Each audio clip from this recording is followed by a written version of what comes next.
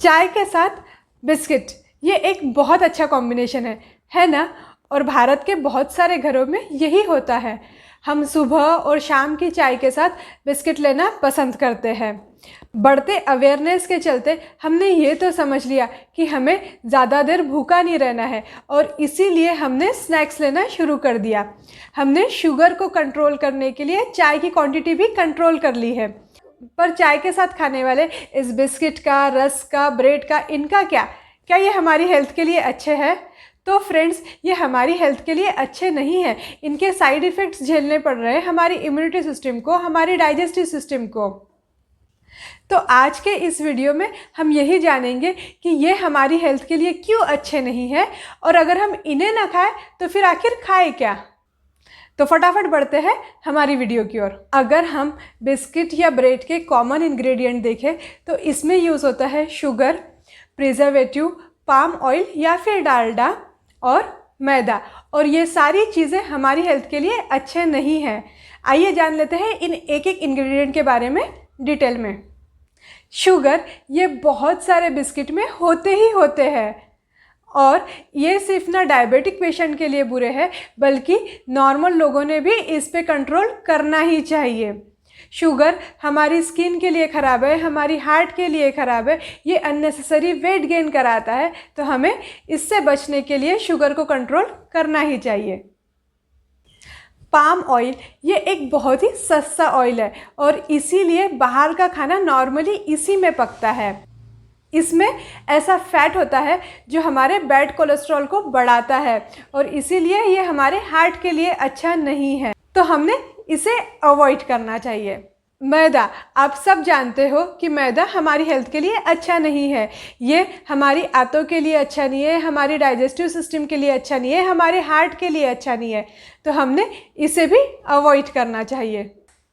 इसमें यूज़ होता है प्रिजर्वेटिव, जैसे कि ब्यूटिलेटेड हाइड्रोक्सी एनिसोल, ब्यूटिलेटेड हाइड्रोक्सीटोलिन, और ज़्यादा अमाउंट में इन्हें खाना हमारी सेहत के लिए अच्छा नहीं है, तो हमने इसे भी अवॉइड करना चाहिए।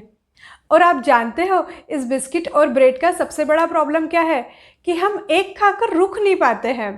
ये हमारे ब्रेन में कुछ ऐसे प्लेजर को एक्टिवेट करता है जिससे कि हमें इसे बार बार खाने का मन करता है और बहुत सारा खाने का मन करता है, और प्रॉब्लम यही आती है। ये अगर हम कम क्वांटिटी में खाएं, कभी कभार खाएं, तो शायद ठीक भी है, और इसे शायद बनाया भी इसी इंटेंशन से था कि जब हमें फ्रेश फूड अवेलेबल ना हो तब हम इसे खा सके। जैसे कि अगर हम किसी लॉन्ग जर्नी पे जा रहे हैं जहाँ पर हमें फ्रेश फूड अवेलेबल ना हो तो हम इसे खा सके, या फिर किसी मुसीबत के समय, जैसे कि अगर कहीं कुछ कैलेमिटीज़ आ गई है और वहाँ के लोगों को अगर हमें फ्रेश फूड देना है पर हम वो नहीं दे सकते, इसीलिए हम इसे दे सकते हैं। तो फ्रेंड्स, आप कभी कभार इसे खाना चाहते हो या फिर ऐसे किसी सिचुएशन के लिए इन्हें खरीद रहे हो तो इंग्रेडिएंट को चेक करके खरीदिए।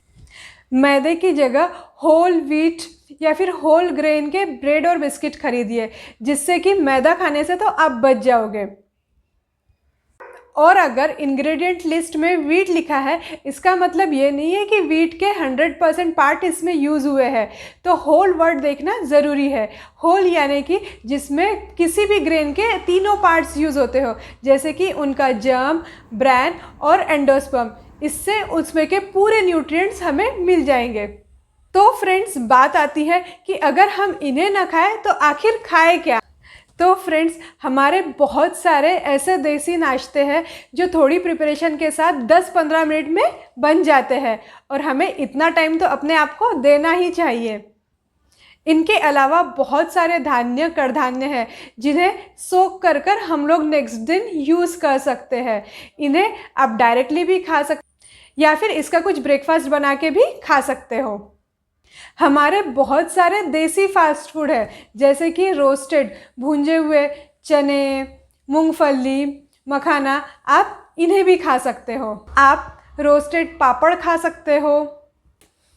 कुछ स्नैक्स आप घर पर बनाकर रख सकते हो, जैसे कि सेव, चिवड़ा, चकली, और जब आप इसे घर पर बनाओगे या किसी नोन पर्सन से खरीदोगे तो आप इंग्रेडिएंट की क्वालिटी को तो कंट्रोल कर ही सकते हो। आप फल खा सकते हो, अगर आपका मीठा खाने का मन कर रहा है तो आप मीठे ड्राई फ्रूट्स खा सकते हो। तो फ्रेंड्स, जब आप इनमें से कुछ चीज़ें खाओगे तो आपका पेट ऑलरेडी भरा हुआ लगेगा और उसके बाद आपको चाय के साथ और कुछ खाने का मन भी नहीं करेगा। फ्रेंड्स, अभी ये बातें सुनकर आपको ये लग रहा होगा कि ये बातें सुनने में तो अच्छी है बट इम्प्लीमेंट करने में इतनी आसान नहीं है। पर फ्रेंड्स, ये इम्प्लीमेंट करने में इतनी डिफ़िकल्ट भी नहीं है। और जब बात सेहत की हो, हमारे सेहत की, हमारे फैमिली के सेहत की, बस ज़रूरत है तो कुछ चीज़ों को ध्यान में रखने की, जैसे कि हमें कंट्रोल करना सीखना होगा। कंट्रोल हमारे टेस्ट पर, हम इसकी हर डिमांड को फुलफ़िल नहीं कर सकते तो हमने इसे कंट्रोल करना ही चाहिए। ज़रूरत है तो रिस्पॉन्सिबिलिटी लेने की कि हम खुद भी इसे अवॉइड करें और हमारे बच्चों को भी यही सिखाएं। ज़रूरत है कुकिंग की रिस्पॉन्सिबिलिटी लेने की, क्योंकि कुकिंग का काम किसी एक का नहीं है, घर के हर एक मेंबर ने इसमें अपना कंट्रीब्यूशन देना चाहिए। थोड़ी मदद सभी ने करनी चाहिए। फ्रेंड्स, हम जो भी कुछ करते हैं हमारे बच्चे हमें ही फॉलो करते हैं, हमसे ही सीखते हैं, तो हमने उन्हें अच्छी आदत लगाने के लिए इन चीज़ों को इम्प्लीमेंट करना ही चाहिए। तो फ्रेंड्स, ये कुछ बातें थी जो मैं आपके साथ करना चाहती थी। उम्मीद करती हूँ आपको ये बातें अच्छी लगी होगी। अगर आपको ये बातें अच्छी लगी है तो फटाफट इसे लाइक करिए, शेयर करिए, और आपने अगर अभी तक मेरे चैनल को सब्सक्राइब नहीं किया है तो प्लीज़ इसे सब्सक्राइब कर लीजिए। Thank you for watching my video.